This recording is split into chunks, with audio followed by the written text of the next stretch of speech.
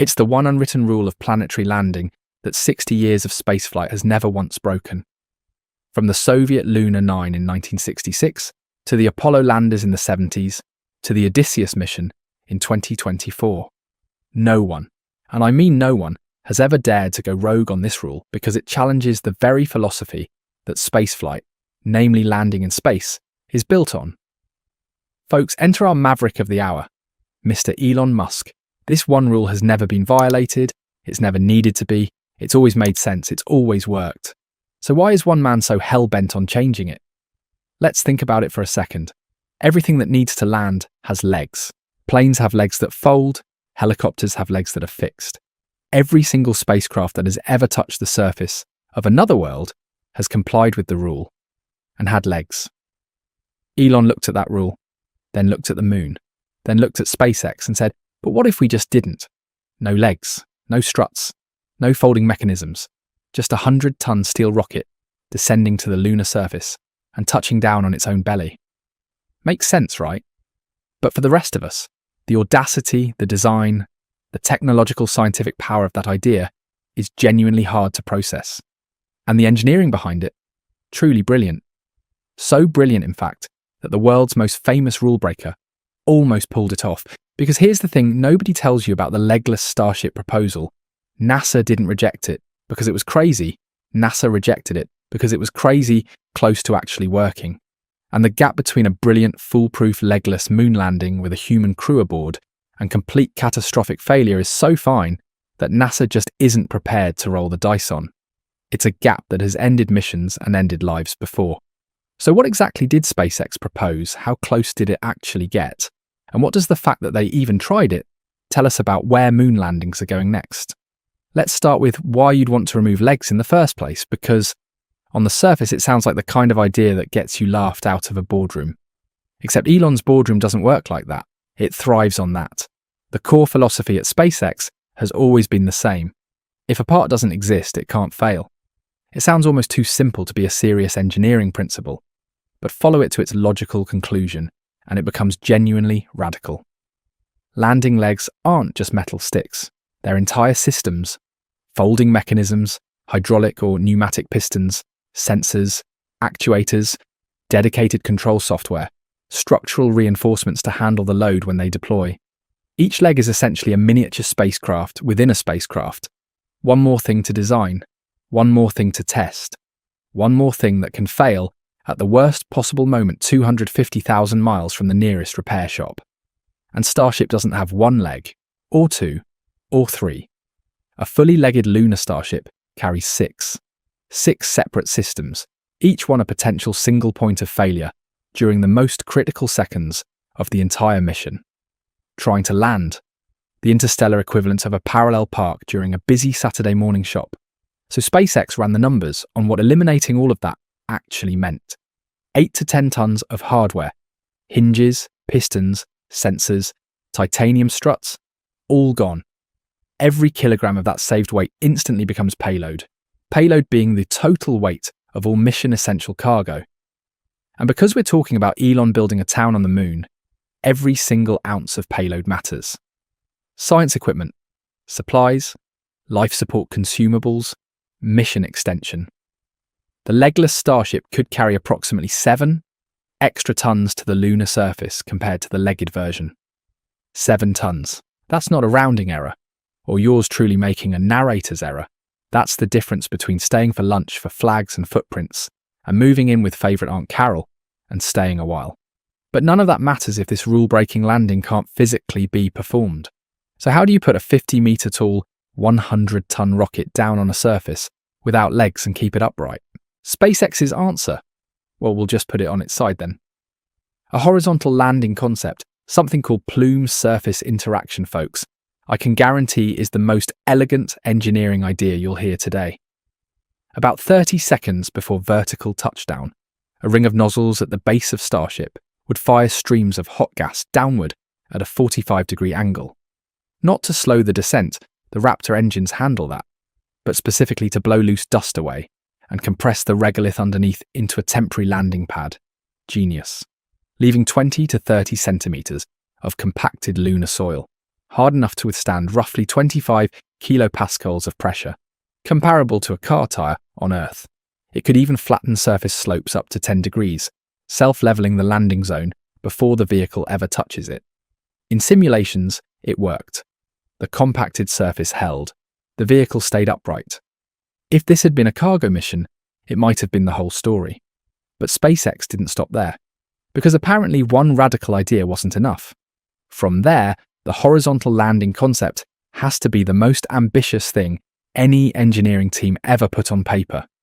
Instead of landing vertically and staying vertical, Starship would descend normally, then tilt, reaction control thrusters rotating the entire vehicle forward until it was nearly horizontal, holding a 100-ton rocket 30 degrees from the surface, and then belly land like a falling tree that somehow doesn't break. Maybe there's a lumberjack or two in Elon's boardroom. Then, to lay this lumberjack stream safely, a thick composite impact pad would deploy from the underside to absorb the landing load. 4 autonomous anchors would fire into the regolith to lock it in place. Job done. And the benefits on paper were staggering. A horizontal Starship has a dramatically lower centre of gravity. Its 50-ton mass spreads across 160 square metres of contact area, reducing ground pressure by more than 10 times compared to a legged design. The accessibility problem, the one where astronauts have to descend a 30-metre elevator just to reach the surface, disappears completely, walking down a 3-metre staircase instead. Rovers roll straight out through side doors. The interior, over 100 cubic metres of pressurised space, becomes an instant habitat. Start piling lunar regolith on top of the hull, and you've got radiation shielding for free. A horizontal Starship wasn't just an itch to break a 60-year rule, it was galactic trailblazing to the highest possible degree that proposed to fly an entire space base from Earth, land it, and build a town around it with zero construction. It was the first room of a lunar city, maybe even the town hall, all delivered in a single flight and without raising a hammer. The vision was breathtaking. And then, physics showed up. Starship's entire structure is engineered around vertical loads. The forces that act on a 50-metre steel tube standing upright on a launch pad are completely different from the forces that act on that same tube, lying on its side on the lunar surface. Bending stresses along the length of the vehicle, stresses the frame was never designed to handle, become absolutely enormous. The fuel tanks still carrying residual propellant create sloshing dynamics in low gravity that are genuinely hard to predict and potentially destabilizing during the final approach. And then the question that nobody in the horizontal landing camp had a clean answer for: how do you stand it back up? You've landed a 200-ton vehicle on its side on the moon. The crew needs to leave. You need to launch. How exactly does a horizontal Starship become a vertical one again without an elaborate ground infrastructure that doesn't exist yet? Again, for a cargo mission, intriguing, but for a crewed Artemis landing with astronauts who need to come home eventually, maybe a step too far. The dream was real. The timeline wasn't ready for it. NASA's Aerospace Safety Advisory Panel reviewed the legless vertical concept in late 2022, and their conclusion was blunt. Genuine or not, the physics of the lunar surface made it unacceptably dangerous for a crewed mission. And once you understand why, it's hard to argue with them. Lunar regolith is not uniform, that's a problem. Sure, it looks uniform, grey, flat, desolate, but underneath it varies wildly. Some patches are load-bearing rock. Others will swallow a probe's footpad a full metre into soft powder without warning. Legs solve this problem almost automatically. If one leg sinks deeper than the others, the compensation systems in the other legs adjust and the vehicle stays level. It's the same reason a four-legged table stays steady on an uneven floor. Without legs, if one side of Starship's base contacts softer regolith and sinks even 1 metre relative to the other side, a 50-metre tall vehicle tilts by more than 25 degrees. At that angle, it doesn't correct. It falls. Complete and utter chaos ensues. And a fallen Starship on the moon with crew aboard is not a problem that anyone survives. There was also a second problem the simulations couldn't fully solve. Those Raptor engines, even throttled down to 5% power during the final descent, produce exhaust velocities exceeding 2,000 meters per second. That's enough to excavate a crater 2 meters deep directly beneath the vehicle. The very same engines being used to gently lower Starship onto the compacted pad, remember? Starship's Raptors are simultaneously undermining that pad as they fire, destroying its own landing zone in real time. And the dust those engines kick up, electrostatically charged, razor sharp, and unlike any dust on Earth, it doesn't settle, it floats. The potential hazard? It coats sensors, infiltrates seals, damages life support equipment, and poses an actual rocket-fueled, self-created dust storm event to any crew member working nearby. NASA's position was clear. A human lander needs to minimize plume events of any kind at all times. The legless design only intensified them. NASA's human rating certification demands at least 2 independent levels of redundancy for any crewed system. The legless design had none. A single engine failure during the final 10 seconds of descent, 1 Raptor out of 6 misfiring or shutting down unexpectedly, creates an asymmetric thrust condition that no software can fully compensate for at that altitude and speed. The vehicle tips, the compacted pad offers nothing to catch it, and the mission ends in the worst possible way imagined. No amount of weight saving or genius justifies that exposure when there are human lives on board. The result?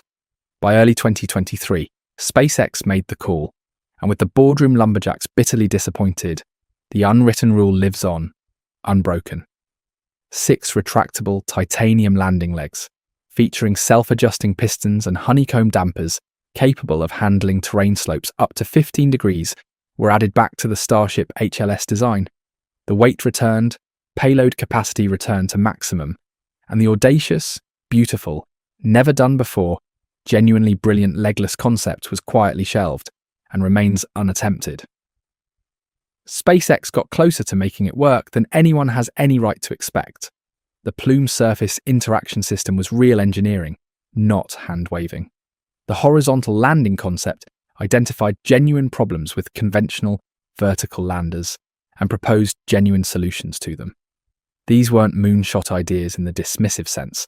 These were real possibilities, with revolutionary technologies that translated breakthrough engineering concepts that made literal and practical sense, taken seriously by serious people until physics drew the line. The legged Starship HLS that will eventually carry astronauts to the lunar South Pole under Artemis 3 looks more conventional and less revolutionary. And maybe that's fine, because the mission profile demands it. You don't get to be bold with crew lives when the failure modes are that final. But Elon, and hopefully the broader space travel community, would profess that those concepts aren't dead.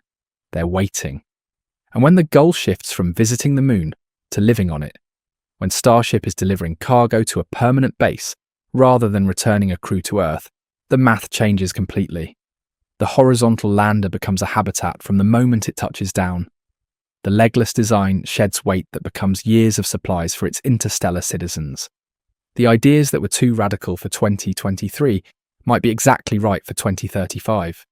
No idea in spaceflight ever truly disappears. It just waits for the moment the mission finally catches up to the vision, and that moment is coming faster than most people realise.